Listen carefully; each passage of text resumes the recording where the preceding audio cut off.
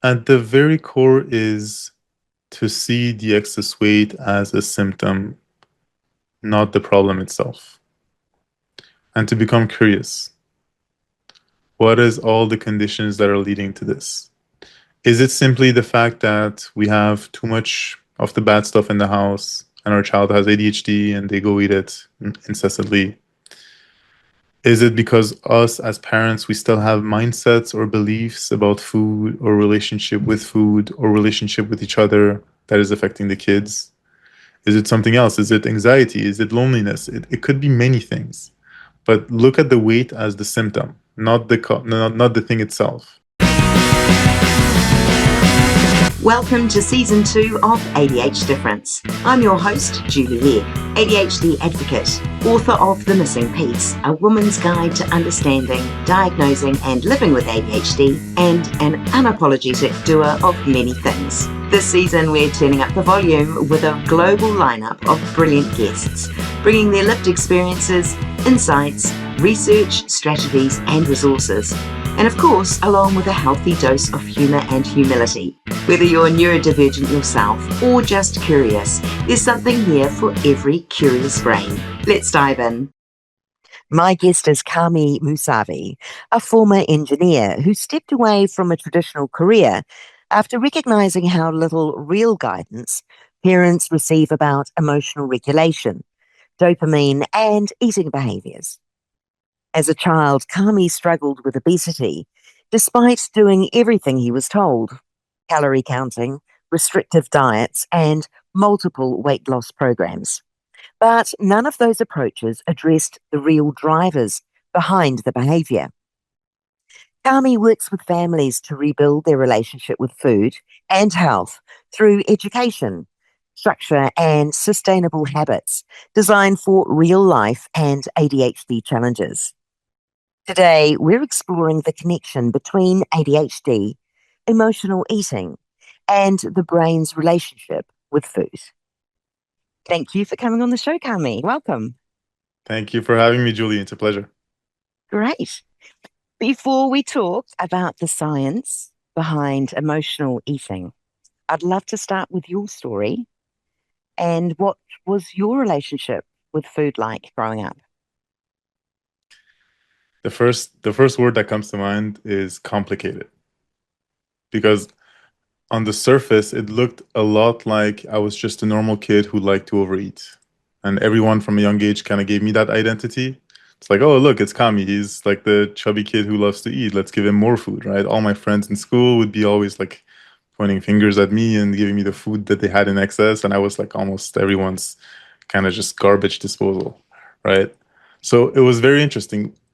When I was young, I thought I was just like greedy and I loved food. But looking back, I see that it wasn't the case at all. Not at all.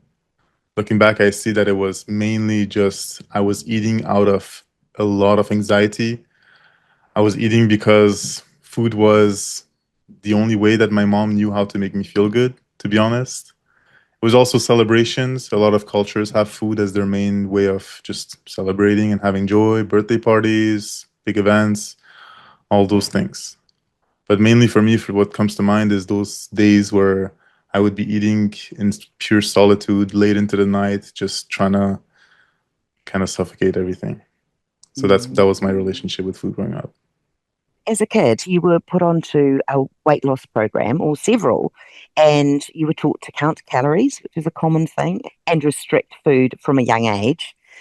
So again, looking back, what do you see that those approaches didn't understand about your brain, emotions, and regulation?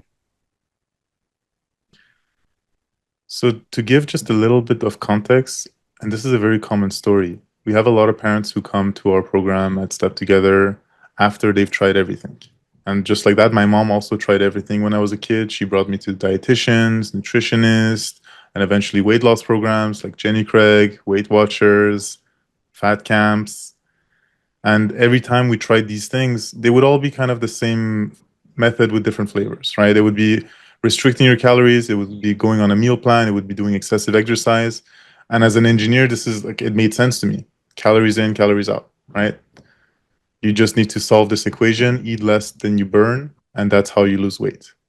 And yeah, it made sense. And every time I did this, I lost a ton of weight, but very quickly, a couple months later, I would just gain everything back. So the main thing that these approaches didn't really solve was the reason why I was overeating. And as soon as those programs ended, I would go back to the same why. And the why for me and for many people, it's different, right? There is no one size fits all approach. Some people, just like yourself, just like myself, boredom eating, ADHD, your brain's just looking for dopamine and it's the quickest hit of dopamine that it can find and just goes for it. For a lot of people, it's deeper stuff, trauma. We have a lot of children in the program. They're born with 4 different kinds of drugs in their bloodstream. And just their way of coping with all of the emotions that they just pile on through life is food. And thankfully, it's food. A lot of people grow into other kinds of addictions very quickly in life, and we've seen that as well. Right? So it's a fine balance. It's like looking at this lens of, yeah, the child has excess weight, but why? Why do they have excess weight? And it's unfortunate, but most doctors, they don't really have the time to go look deeper. All they can do is prescribe, here's a meal plan, here's what you should do. Go eat an apple, not the cookie, right? Obvious stuff. But we never go deeper as to why we consistently choose the cookie over the apple. And many people don't realize how closely ADHD and dopamine regulation can really influence our eating behaviors. And so, can you explain what's actually happening in our brains when someone with ADHD turns to food for comfort Mhm. or stimulation? What's going on in our brains at that point? So this to me was it was beautiful to find this because it was directly applicable to myself. And as an engineer, I was always looking for what was making me different as to all the other people who didn't have the same issue. And it was this ADHD that I was undiagnosed until my mid-20s because a lot of kids we see as well today, they're fine. They're doing good in school. They're people pleasers. They don't really have the problems that a typical ADHD kid with impulsivity and hyperactivity would have. So I kind of went under the radar, but later on, yeah, I had the same issues. I was more the inattentive type, very much in my head. Whenever people would talk to me, I'd be just like gone. I'm thinking about 10 different things. And eventually I got diagnosed for ADHD. I was even on stimulants for a short while. And when I went on stimulants, it's like, okay, I kind of just feel normal for once, Wow. right? And at the core of it, it's that the stimulant is dopamine and norepinephrine, and it's what your brain is missing when you have ADHD. You have a deficit in dopamine. And now the connection with food is also extremely simple, but I'm shocked to this day how little people talk about this. No one is really talking about the connection with food and dopamine and ADHD, but it's exactly that. Food is one of the fastest ways for your brain to get dopamine. But the tricky thing is it's not true for everybody. You know how some people, I think you had a guest who talked about how alcohol can be an issue for some, but not for others if they have ADHD? That's entirely based on their genetic predisposition. Some people have a gene that makes them get more dopamine from alcohol, so they get really trapped into it. They have a sip of alcohol, they become euphoric, and they're gone. Some people, like myself, alcohol does nothing. Like I could fall asleep, I couldn't care less. But for me, food does that same thing. For me, it's sweets. I have a bar of ice cream, my brain goes, wow. And then I can't stop. I have to eat the whole box, right? And especially when you combine this with emotional stuff that we're going to talk about, I'm sure it becomes even more complicated. So it's just a combination of ADHD that predisposes you from having a deficit of dopamine, and you need to look for it in the environment, and food being the fastest way that your brain, if you're predisposed to it, to get it. Kamy, I was very excited to have you on the show, absolutely, to talk about food. And you're right, it's something that we haven't yet discussed to date. Um, I wrote a wee book 2 years ago called The Hmm. Missing Piece, and it did touch on eating disorders. And I don't have the statistics right in front of me, but it's alarming the Hmm. higher percentage of those with ADHD that have issues with bulimia, anorexia, Hmm. overeating, or eating compulsive disorders. It really is extremely high compared with neurotypicals. So I'm so glad that we're addressing it today. we weren't even predicting this or marketing for ADHD back then. Our program has 80% of the kids having ADHD. And this is a Wow. program for children's weight loss exclusively. There's nothing else about it. So the connection, there's at least the correlation is really strong. There was also a study way back in 2013 showing that children with ADHD are 4 times more likely to develop obesity for the same reason. And to even tie it back to something personal, and I'm glad you wrote about this, but I personally also struggled with bulimia. So a lot of my nights where I would go overeat, it would be crazy. I tell this to parents all the time, and they're like, "Yeah, okay, finally it makes sense." I would eat in excess. I would go make myself throw up. I would come back and continue eating because my brain wasn't done getting dopamine. It was just the stomach couldn't handle it anymore, and then the cycle would repeat and repeat. Mm. My issues also, well, I didn't have bulimia or anorexia. Hmm. I did put on a lot of weight, and over the last 18 months, I've lost 30 kilos. So Okay. I'm down to where I should be, but I'm very, very mindful. That was based on calories in, calories out, but I'm very mindful that that is a process, and one has to stick to it very, very much to continue that good work or to maintain that good work. So I'm all ears. So let's continue. Hmm. For parents listening, how can emotional eating begin to develop in children? I mean, what early patterns of behaviors might signal that food is becoming tied to emotions or regulation? There's a lot of little signs, but there's also big signs. The simplest sign is if you take away or if you start even mentioning the idea of restriction of a snack. Does your kid throw a tantrum? Do they go crazy? Do they have an emotional response, an outsized emotional response to that? But a lot of stuff is, we talk about emotional eating often, but a lot of eating is just boredom eating, right? Mm. You're coming back from school, your brain is, looking for a moment of stimulation because you're having a dull moment. You're going to the pantry, grabbing some snacks. Maybe you're pairing that with an iPad or an Xbox, right? And you're eating. But on the other hand of that, it's emotional eating surfaces often through binge eating and sneaky eating, especially at night when your emotions are heightened. And to tie this to also ADHD and how the brain works, your frontal lobes, which is the brakes of your brain that can suppress emotions and also suppress your impulses outside, they're strong in the morning, but they're weaker in the evening. So at night, your emotions naturally come up. And often children, even before experiencing an emotion, they're going to food. And for me, this is even to this day, because of the association was so strong as a kid, it's still true today. If I'm going through a difficult time for the business or personally, my brain, the first thing that it screams is, oh, you know what? You're hungry. It doesn't even tell me I have an emotion. It's like, oh, hunger, interesting. Okay. Why do I need to go eat an apple right now? And for me, it was always fruits, right? When I was a kid, it's like the quick hit of sugar was a really good source of dopamine. So the signs are, as a parent, sometimes even harder to see. And we work through this with parents in the program. It's first you take away the suppressants, you take away the thing that they're using to suppress their emotions, which is the highly dopaminergic foods, the abundance of technology, and then you have a chance to actually see the emotion that was underneath. That's the most surprising thing. 2, 3 months into the program, parents tell us, how come my kid is saying for the first time that they're anxious? Oh, they're telling me that they're lonely. Why is that? Why now? Often it's because they were always feeling that way. It's just they had no their only outlet was food. And now that they don't have that anymore, they have to express it. They're looking for something to cope with it. That makes so much sense.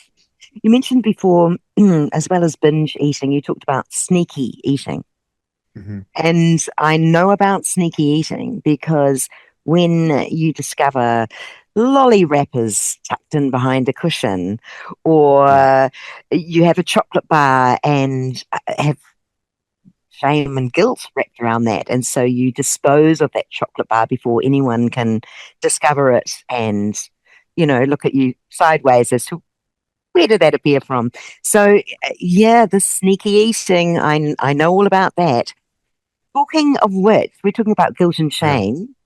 So, what role does that play, shame play in this cycle? And let's take it back to children.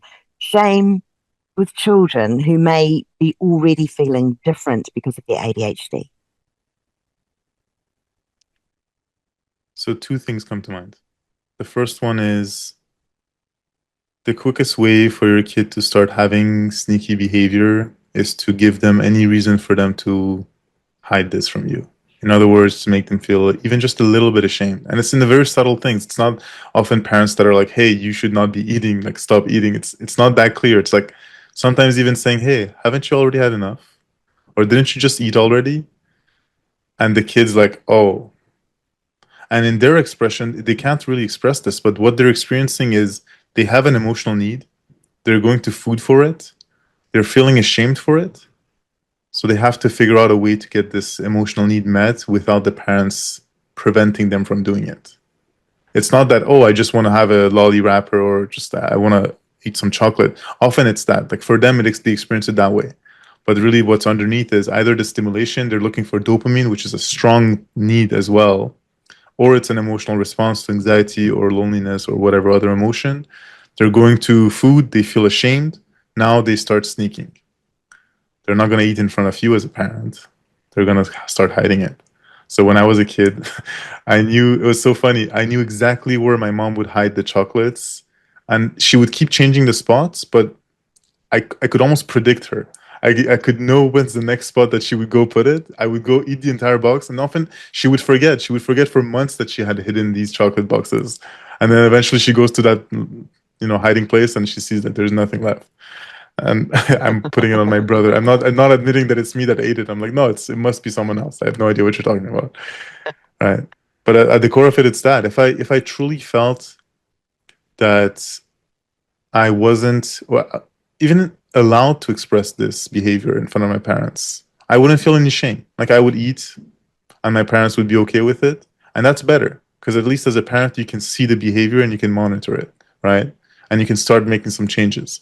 But if you make them feel ashamed and they start hiding and sneaking, a lot of parents, like they discover when we work with them that the kids doubling up on lunch and breakfast and they had no idea, or they're going around and they're like after school, this which also exactly what I would do. They're going to the candy store, buying a bunch of candies, finish it all before they come home, and it's much harder to address it that way, right? Mm. So that's one part. The other part is shame itself is a very strong emotion, and if you feel a lot of shame, what you want to do is eat, right? Because it's an emotion that you want to suppress. And maybe I didn't make it clear as to why exactly eating leads to emotional suppression. Food doesn't just give dopamine. Food also gives serotonin and a bunch of other stuff, right? But food in your brain acts essentially as a SSRI. So the drug that people get prescribed for anxiety and depression, it goes straight into your frontal lobes. Your frontal lobes become stronger. They have more top-down suppression over the amygdala, and the emotion is suppressed at least for a short while. So that's how it works. Wow. You mentioned about the lunch boxes, or maybe I was Mhm. thinking lunch boxes in my head. And I know this is ADHD aside. As a parent, you might look at your child's lunchbox and say, "You didn't eat the apple," or "You didn't eat the ham sandwiches I packed for you." And if you say that often enough, what the child may do is actually throw them straight in the rubbish bin. They don't like Mhm. ham sandwiches, but they don't want to displease their parent who made the lunch. And so you think all is well because the lunchbox comes back home empty and you're none the Right. wiser. Meanwhile, that child is, maybe sneaking other sweet foods or going to the store or buying candy, as you talked about, or actually not eating at all, which is another story altogether. So very, very interesting. Just little subtle things we may say really can dampen our child's ability to freely express themselves and their emotions. So thank you for that. If I may also, I think it's really important. a lot of parents come to us, they're very confused as to why their kid won't eat the apple or the ham sandwich, right? Picky eating is also very commonly associated to ADHD. Some kids have such a strong ADHD, but not the predisposition to get dopamine from food, so they become picky eaters. They get their dopamine from other sources. They get it from technology, they get it from socialization, from physical touch, a couple of different ways to get dopamine. And because food doesn't give them much, they're just like, no, I don't want this at all, right? Especially if it's not dopaminergic food. For example, if you offer something like very simply potatoes, chicken, broccoli as a lunch, this is extremely boring. This is not much dopamine, right? They're not going to touch it. They're going to want the fries. They're going to want the chicken nuggets. They're going to want the goldfish. They want the highly dopaminergic food. But if you don't give them that, they're actually, a lot of kids, they just don't eat, especially if they're on stimulants and they get their dopamine artificially, right? And then, yes, if you start shaming them or making them feel as to they should eat, they're going to start trading it. They're going to start throwing it away. They're going to start doing a bunch of stuff. Very interesting. Your mission through Step Together business is to help parents break these cycles early, right? So what's one shift in understanding that can immediately change how a parent approaches food and emotions and behaviour in their home? At the core of this is the understanding that I wish my own parents had. There's only so much a child can do, especially when it comes to ADHD. One of the very early things that we teach parents is that a child's frontal lobes, the part of your brain that has impulse control and the part of the brain that has difficulty with dopamine deficiency, this starts developing around 5 to 7 years old, and it matures in your mid-20s. And the kids that are in our program, they're, as young as 5 years old as 17-year-old. They're typically around the 12-year-old age, and they don't have much frontal lobe development. And parents come to us and they tell us, hey, we want to help our kid. Can you tell our kid to stop eating as much? And we're like, okay. That is a core misunderstanding of what the problem is. And it's also tied to shame and restriction. Because a kid at that age they're smart enough to understand, right? A 12-year-old is smart enough to understand, yeah, being overweight is not healthy, eating all this food is not good for me, yet somehow I can't stop, right? All these professionals, everyone is telling me, hey, you should be able to stop yourself, but I can't. Like, I'm trying so hard. And so they beat themselves up for it, right? That's where the self-esteem issues start becoming really problematic. If your experience of life every day is that you're a failure and you can't do something as simple as stop putting food in your mouth, how do you think about yourself or anything else? You can't do such a simple thing. So that's a core mentality shift that we help parents make. It's not on the kid primarily to make these changes. Our work is with the entire family. And oftentimes, if we have as little interaction with the kid as possible, that's even better, because they're not going to feel singled out and targeted. But the parents themselves are the ones primarily communicating with the kids and making the changes that are required to help the kid. And this is also something I truly wish my mom knew, because at a young age, when she was she taught me about calorie counting since she was 7 years old. She had a PhD in public health. She knew everything about health, but she herself also had bulimia when she was trying to teach me how to overcome my weight issues. Funny enough, she also told me how to make myself throw up. So that goes a little bit deeper. She passed down her bulimia, but on the other hand, she also was trying to restrict me and prevent me from overeating. So most of our work is actually with parents themselves.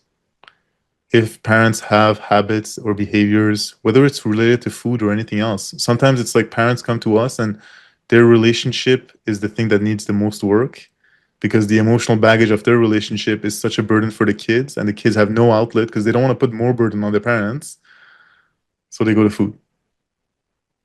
But sometimes it's parents themselves. They never overcame their own weight issues. They passed on to their kid, or the opposite. They had anorexia and they don't know how to address it. They don't want to make the kid feel restricted.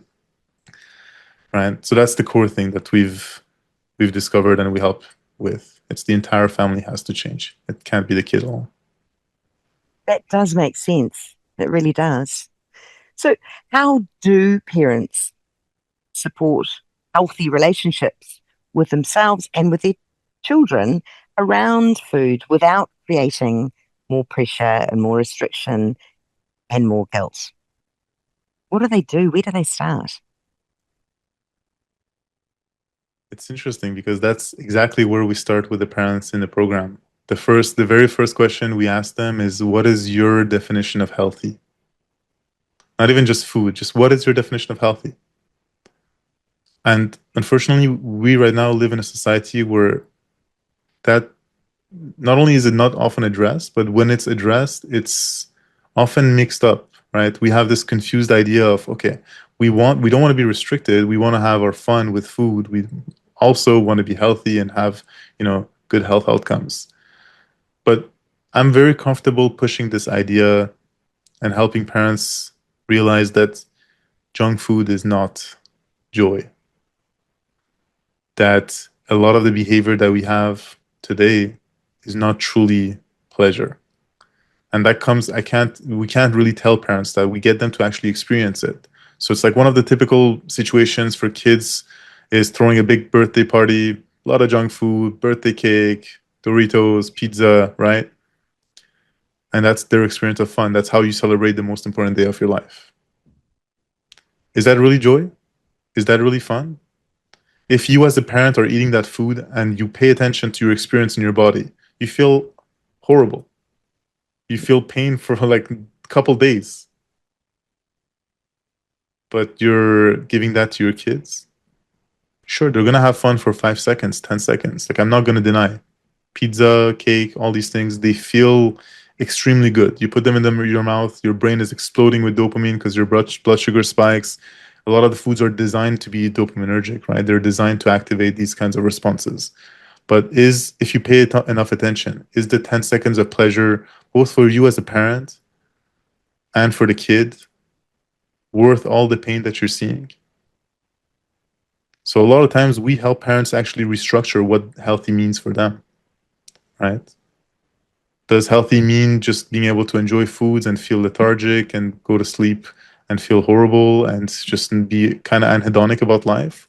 Or do you want to have the abundance of energy to put back into your family, to feel alive and to see your kid thrive? It all starts with what you put in your mouth. We are literally what we eat.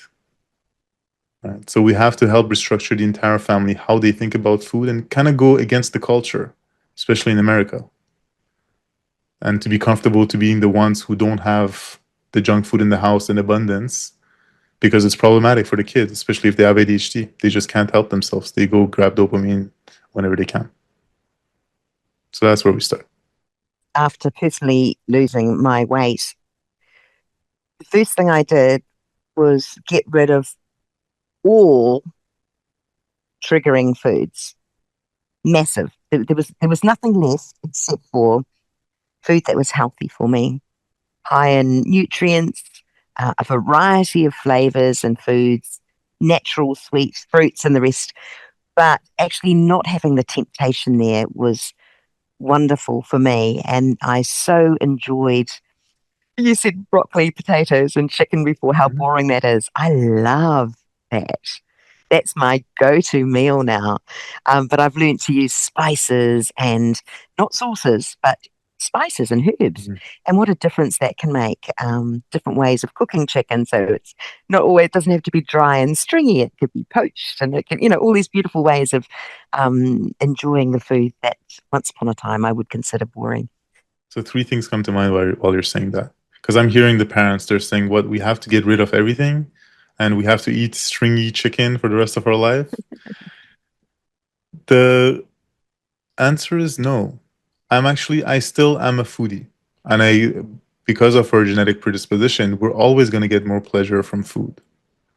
So to tie it back to ADHD, it's truly understanding this equation. Your brain is constantly looking for cheap sources of dopamine, the fastest and with the least amount of effort. If that dopamine is in abundance in your environment, whether it's food, cocaine, alcohol, whatever it is, it's going to fall prey into it. And it's just a matter of time. So I'm not saying say no to fun foods. I'm just saying Make it so that your environment is crafted so that you're not falling prey to it when you don't actually want it. Because that's the experience that a lot of people have. It's like you go, you have food, the bag of chips, you didn't actually want it, you feel guilty about it, and you beat yourself up for it. But you keep having this, we put it on ourselves, and this is often something my parents definitely did this, and a lot of parents that we work with have this. We put it on willpower. We're like, our kids should have the willpower to say no. But willpower can only go so far, especially if you have ADHD, right? Much easier to not have it in the house. And if you want to have it, for example, if you want to have ice cream, make it an event. Put barrier in front of the dopamine, go for a 30-minute walk, then we have ice cream. So your brain learns that to get this amount of dopamine, you have to put effort. And then it says like, okay, maybe I don't want the ice cream. Maybe I'm okay with the food at home that's like a little bit less exciting. So that's one thing. The second thing is, if you're a parent listening to this, you have to be very careful to not throw everything out just suddenly. We have a lot of parents who hear this and they're like, okay, I'm excited, I'm on board, I want to do this. Often children who have especially a lot of weight issues and eating issues, food has been their primary source of dopamine for so long that if you take it away, it's almost like taking drugs away from an addict. Their withdrawal effects can be pretty significant. I'm not just saying tantrums or just like being an annoying kid. Sometimes children are becoming suicidal. They become really, really, really emotionally troubled, especially if the root of it was emotional, right? If they were suppressing a lot of anxiety and loneliness, you take this away, it just floods them and they just don't know how to handle it. So be careful. We work with parents very closely to make this transition slowly so it doesn't shock them. Sometimes even despite that, parents are excited, they still do it, and we're like, hey, look, observe and maybe introduce back some of those suppressants while we work on the emotions to make this transition a little bit more smooth. Then the last thing is, you mentioned that you now get a lot of excitement from the broccoli and the chicken and the healthier food. So this is very normal. Your brain, if you're blasting yourself with dopamine, whether it's from technology or from food, you enter a process called dopamine downregulation. Your brain starts closing some of the dopamine receptors because it's too much. It's like, yeah, I can't take all of this. So you become desensitized. You essentially become desensitized to stimulation. And now whenever you go eat healthy food, you're like, whatever, this is nothing. It's not doesn't give me much excitement. And this is a very strong connection. If you use too much TikTok or Roblox as a kid, you won't like healthy food. And when you can understand that connection, you're like, oh my God, okay, I had no idea. They only can experience pleasure from chicken nuggets and fries. But the opposite is also true. If you take away the stimulation, if you let your brain to resensitize dopamine upregulation instead of downregulation, then they can start enjoying stuff again. And it's not just like they can enjoy the food again, they can enjoy going out on a walk instead of playing inside. They can enjoy talking to you as a mom, right? They can enjoy simpler stuff that's supposed to give them dopamine, but because they were so overstimulated, they couldn't. Right? Sorry, by the way, I just gave a long sermon, but it's things that I wish every parents knew when it comes to these dynamics. No, I think it's a fabulous conversation, and I'm all ears. It really is. It really is a journey, and the insightful bit for me really is, as you said, it is a long journey, especially if you look at food as an addictive source, Hmm. not to just whip it all away and go cold turkey, mind the pun. Um, that's not fun and games. It does take time, and not just introducing healthier foods slowly, but also working on the emotional regulation at the same time, because they're not in isolation, is what you're telling me. Yeah, Hmm. they kind of work for good together and work negatively equally together. Wow, very, very exciting stuff. So tell me about your work. What's happening at the moment? What's really meaningful for you or exciting for you right now, other than being on this podcast? Of course. So I was doing this work alone for a long time. And in the last year, I started expanding and hiring people and having a lot more people work with me to help more parents. And now it's going into transition where I'm coming on this podcast to spread the word and become even more, not in the business myself, but outside, but I'm still training the people inside. And it blows my mind to see families come in and out every week And on one end, it's a 4-month program, and it's a very structured program to help parents go through all these processes. And on one end, they come with all this anxiety and worries and fears, and on the other end, they're telling us every day, not only did their kid lose weight, but their marriage was repaired. There, so many things are affected by this. Well, while you solve just at the surface, just the weight issue, right? And for me to not be involved anymore, but to see it almost like happening on its own, it really appeases my engineering brain because I am still an engineer by education. So yeah, that's the most exciting thing, to see how far this mission can go and how many parents we can help, because I think millions and millions of parents need this. And isn't it such a healthy way to approach food and health, however it is defined, in a world full of weight loss drugs Mhm. and the nightmares that we hear of them and the addiction and the necessity to be on them for life, otherwise you're going to put all the weight back on again. It doesn't actually solve any of the real issues behind the weight gain in the first place. So I love the fact doing it naturally and doing the hard work, but working on the emotional side. I think it's really brilliant. Well done, you. I think it's wonderful. Well, I wanted to Kamy, touch on the GLP-1 because a lot of parents come with that question, and a lot of parents are on GLP-1s while they want their kid to have a different approach.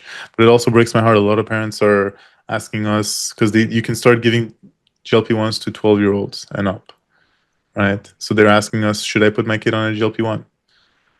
And I often tell them this. Sure, it doesn't solve the root cause at all. Like, most people know that. Most people know that you have to be on the medication for it to maintain the benefits. But these medications, for me, it touches a more personal subject. If you, by the way, now you can take Wegovy in a pill form. If you can take a pill that makes you lose weight, and people start giving you attention, and they give you love, and they give you everything that you didn't have for most of your life, there's no way you can come off of it. There's no way, because as soon as you come off of it, you gain all the weight back and all the negative emotion, and essentially a life you built around it comes back, right? So it's the one of the, I think we're gonna hear about this 10, 20 years down the line, about this being even worse than the painkillers. It's gonna fill a void that is very, very dangerous for us to play with. mm, definitely. Yeah. Scary stuff ahead. For parents listening who are worried about their child's relationship with food or who recognize some of their own childhood experiences in this conversation, what would you most want them to understand? At the very core is to see the excess weight as a symptom, not the problem itself, and to become curious. What is all the conditions that are leading to this? Is it simply the fact that we have too much of the bad stuff in the house and our child has ADHD and they go eat it incessantly? Is it because us as parents, we still have mindsets or beliefs about food or relationship with food or relationship with each other that is affecting the kids? Is it something else? Is it anxiety? Is it loneliness? It could be many things.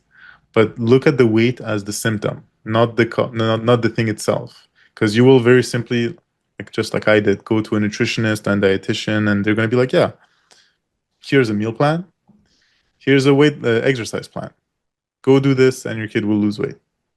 First of all, you're going to be like, "Why? Okay, I could have asked ChatGPT for that, right? You could have easily had that answer. Why is it so hard to stick to? What are the things that come up?" Often that's emotions. Often that's different priorities. Maybe in this moment, it's important for you that your kid is having the weight issues because they just got bullied and they feel, you know, torn about it. But maybe a month down the line, something else becomes the priority. Really become curious. What is the cause behind this, and what is causing your child to have accumulated weight? And don't just brush it off as calories in and calories out, because I did that for 20 years and it just led to more pain. Wow, there is so much to think about there. Kamy, you have been a wonderful guest today, and I really appreciate you joining the show and sharing all this insight. Lots to think about. It's amazing.